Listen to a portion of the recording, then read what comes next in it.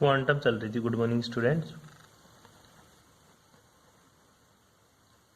ठीक है, quantum chemistry की बातें कर रहे थे। क्वांटम केमिस्ट्री के बारे में मैंने मोस्टली चीज़ें बता दी थी। उसके बाद में मैंने बताई थी कर्षणिका विकिरण, जिसको इंग्लिश में क्या बोलते हैं अपन, ब्लैक बॉडी रेडिएशन। क्या बोला था उसको, ब्लैक बॉडी रेडिएशन। ठीक है, पहली चीज इसमें मैंने आप लोगों को बताई थी कि बेटा ब्लैक बॉडी क्या होती है, मतलब इसको हिंदी में क्या बोलते हैं, कर्षणिका विकिरण। ठीक है, सिंपल सी डेफिनेशन थी। सबसे पहले हेडिंग लगा लो कि कर्षणिका क्या होती है। ठीक है, कर्षणिका, हालांकि मैंने चीजें बता दी थी, फिर भी दोबारा बता रहा हूँ, तेरे को समझ में नहीं है तो। कर्षणिका का मतलब होता है ऐसी बॉडी जो सारी की सारी किरणों को क्या कर ले, अवशोषित कर ले। क्या कहलाती है, कर्षणिका कहलाती है। सभी किरणों को अवशोषित करने वाली बॉडी, सभी विकिरणों को, सभी किरणों को अवशोषित करने वाली बॉडी क्या कहलाती है, कर्षणिका कहलाती है। ठीक है, ऐसे पार्टिकल्स जो सारी की सारी किरणों को क्या कर ले, अवशोषित कर ले, कर्षणिका कहलाती है। अब बात आती गुरुजी कर्षणिका विकिरण क्या होती है। ठीक है, कर्षणिका विकिरण। ठीक है, इसमें थोड़ी सी लाइन में और करेक्ट कर लेना, अवशोषित है तथा उत्सर्जित करने वाली बॉडी, तथा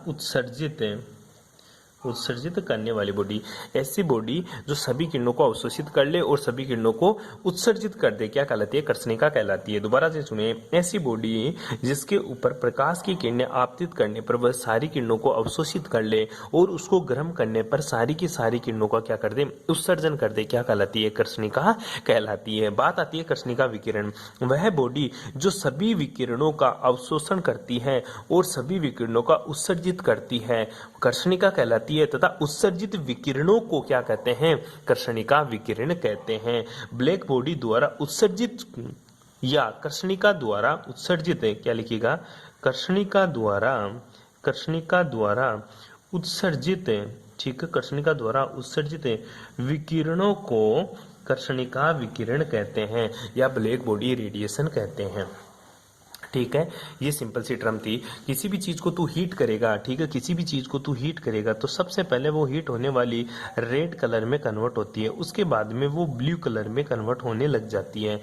ठीक है, वो व्हाइट होती हुई, क्या होती हुई, व्हाइट होती हुई ब्लू कलर में शिफ्ट हो जाती है। कर्षणिका क्या होती है, कर्षणिका को गर्म करने पर वह सबसे पहले हल्के लाल कलर में, उसके बाद में लाल कलर में, उसके बाद में वह सफेद कलर में और उसके बाद में वह ब्लू कलर मतलब नीले कलर में चेंज हो जाती है। ठीक है, और तुझे बताया था लैम्डा सबसे ज्यादा किसका होता है, रेड कलर का, और सबसे कम किसका, बैंगनी कलर का, जो वॉयलेट कलर बोलते हैं। ठीक है, तो लाल कलर से किसकी तरफ जाती है, बैंगनी कलर की तरफ मूव होने लग जाती है, और बैंगनी कलर की तरफ जाएगी तो उसकी एनर्जी बढ़ेगी, लैम्डा मान घटेगा। क्यों, क्योंकि ई वस्तु क्या होता है, ई वस्तु तू मानता है एस सी अपॉन लैम्डा, उल्टा सुल्टा रिलेशन होता है, लैम्डा ज्यादा तो एनर्जी कम। लैम्डा किसका ज्यादा होता है, रेड कलर का लैम्डा ज्यादा होता है और ब्लू कलर का लैम्डा कम होता है। ब्लू कलर का लैम्डा कम है तो एनर्जी ब्लू कलर की ज्यादा है, लैम्डा रेड कलर का ज्यादा है तो एनर्जी रेड कलर की कम होती है। इसीलिए ध्यान दे, किसी भी चीज को गर्म करते हैं तो सबसे पहले वो रेड हॉट होती है। रेड हॉट होने का मतलब ये हुआ गुरुजी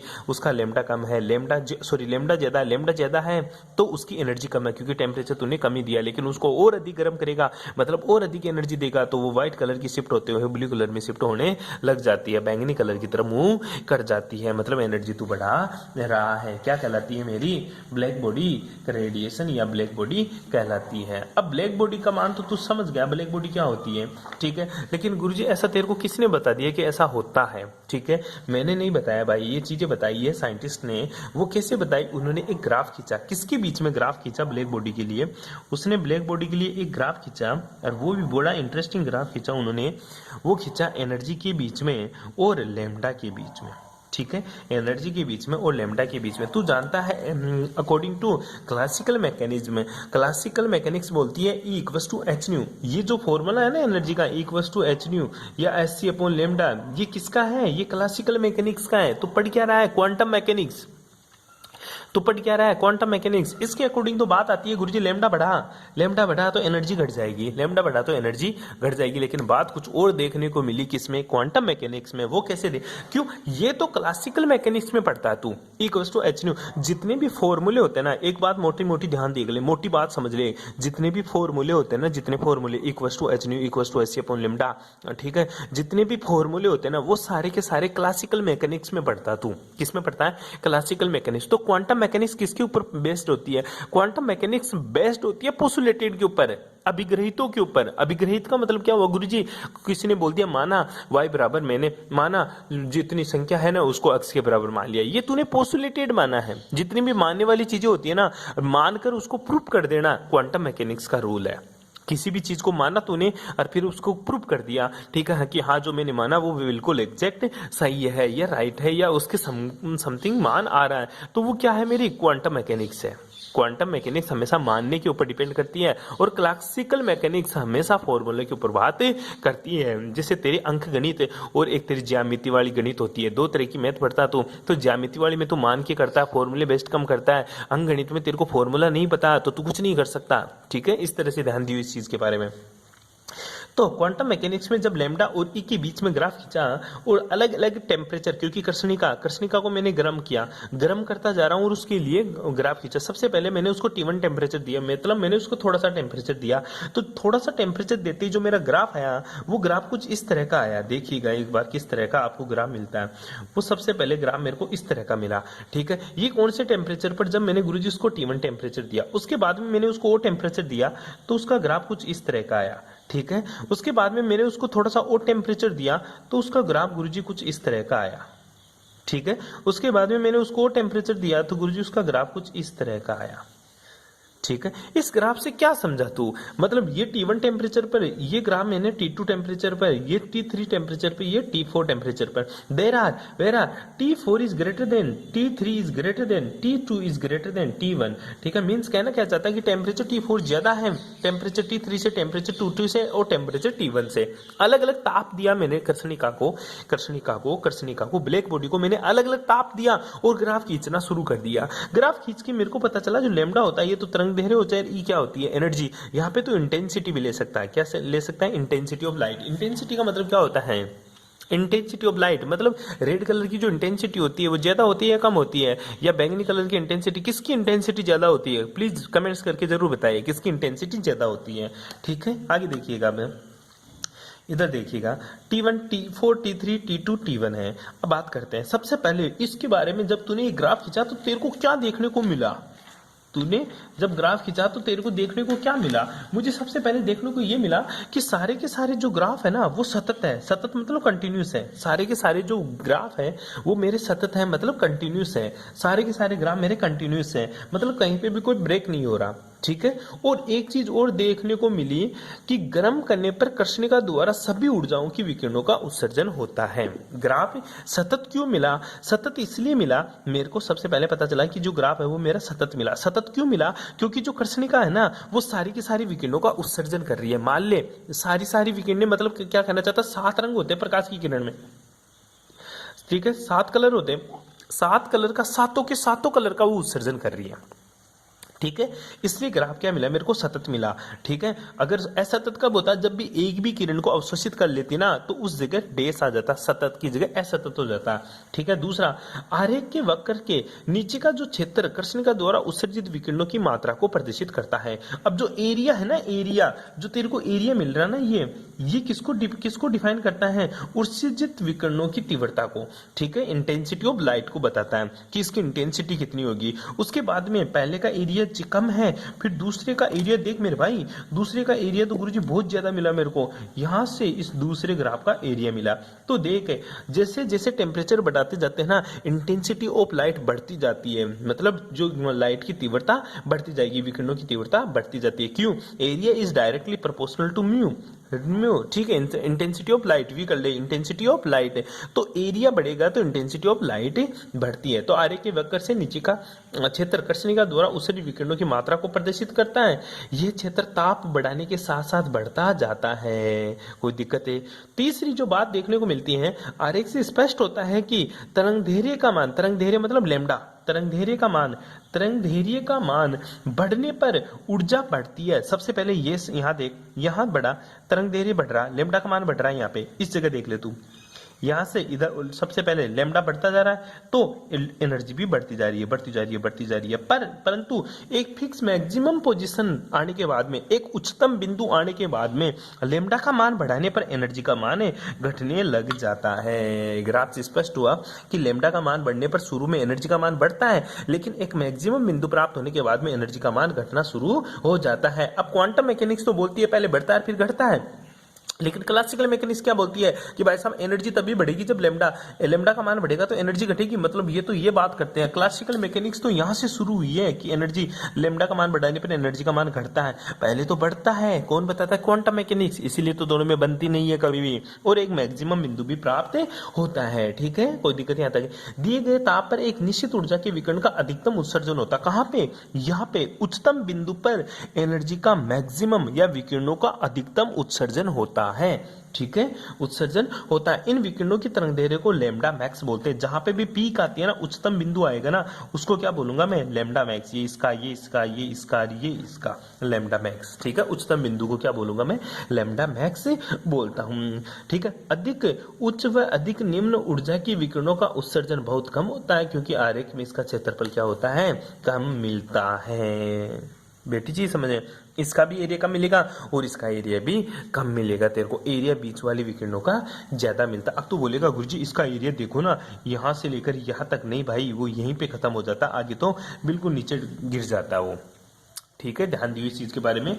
ठीक है, भिन्न भिन्न ताप पर प्राप्त वक्रों से स्पष्ट होता है कि ताप बढ़ने के से वक्र का उच्चतम भाग निम्न तरंगदैर्घ्य की ओर विस्थापित हो जाता है। देख, जैसे जैसे टेम्परेचर बढ़ाता जाएगा ना, ये पीछे की तरफ खिसकता जाएगा। लैम्डा मैक्स का मान पीछे की तरफ खिसकता जाता है, निम्न तरंगदैर्घ्य की ओर शिफ्ट होने लग जाता, अर्थात temperature is directly proportional to 1 lambda होता है। ये तेरी कर्षणिका विकिरण थी।